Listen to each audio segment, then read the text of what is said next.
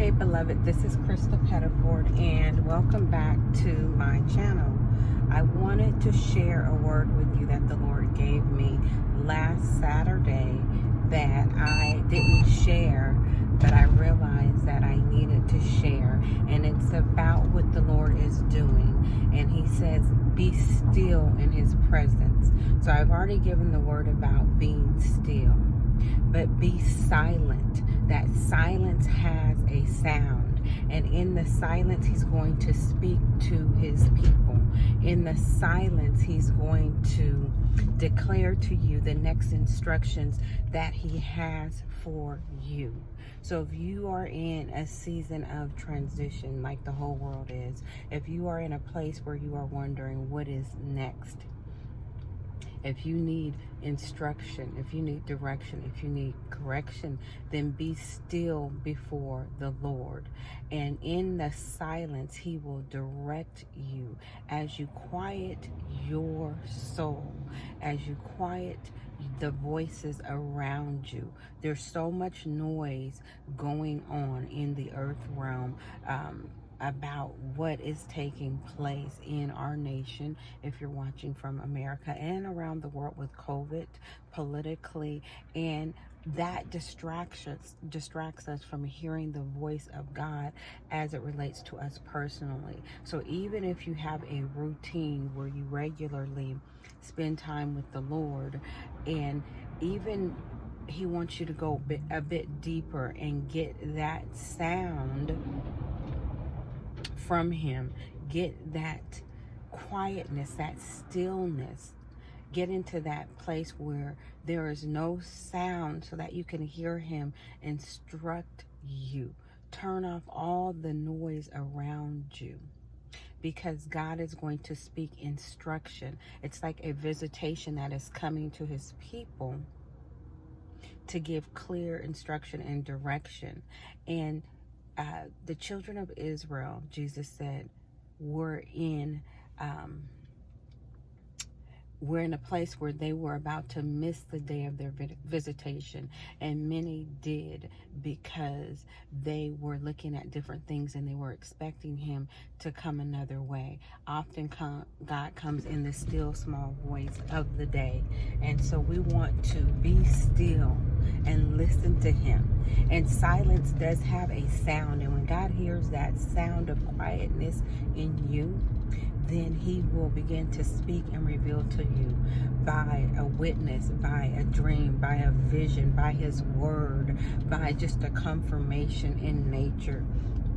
And he took me to Psalm 19, which talks about the heavens declaring the glory of God. And even though they were declaring the glory, they cannot speak. But it said they uttered their speech. And there's no place that hasn't heard their sound. There's no language that doesn't hear their sound.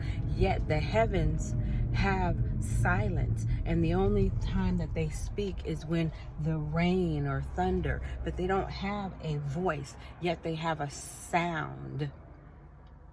And so God wants that sound to come out of his children. And I'm recording this on my way. I am being careful using my little thing, but I'm recording this because I wanted to get it out today. I wanted to let y'all know that God is going to speak instruction. God is asking his church to be still, to be silent, to listen for his voice of instruction. He will teach you in the way that you are to go. He will guide you with his eye. Listen for him. Do not get ahead of him, but wait for his word. Wait for his instruction. Sometimes it's hard because our imagination goes all over the place. We want to do different things, and it takes discipline. But if you posture yourself in a place of prayer and quietness, where you don't let your soul control, then your spirit can rise up and can put you in a place where you are connected to God in that active connection, not a dormant connection where you are a born-again child of God, but you're not hearing him because you're too busy. But we're in the quietness of your soul, in that peace and tranquil state, then you hear the Lord speak. And sometimes you just have to get alone. Sometimes you have to just take a day off, if that's what you need to do, and listen for the Lord's voice, whether it comes by a phone call, like I said, a witness, or some form of instruction that you can confirm is God speaking to you, God sharing with you his will for you, confirming it or speaking it directly to you. So, beloved, I just wanted to say that silence has a sound, and in that sound of quietness and peace, that the Lord will speak to you. He has an instruction for you. He has a new direction for you. He has a new assignment for you in this season that we are going into. And in the time of your quietness and resting before him and meditating on his word, he's going to deliver that word to you, that new instruction to you. Do not miss it in the busyness and the hurriness of the day. God bless you. Until next time.